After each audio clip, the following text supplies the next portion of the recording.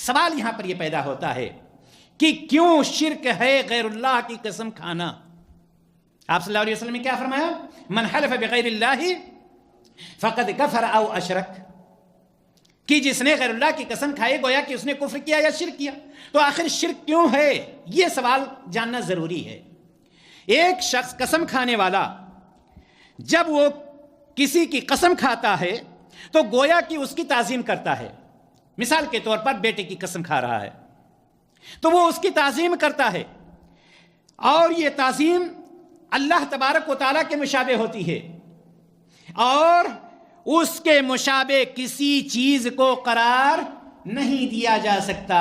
لہذا یہاں پر یاد رکھیے، یہی وہ تعظیم جو جس کا مستحق اللہ تبارک و تعالیٰ ہے، وہ کسی اور کی طرف لوٹایا جا رہا ہے، جس کی وجہ سے جناب محمد رسول اللہ صلی اللہ علیہ وسلم نے فرمایا کہ غیر اللہ کی قسم کھانا کفر ہے یا شرک ہے۔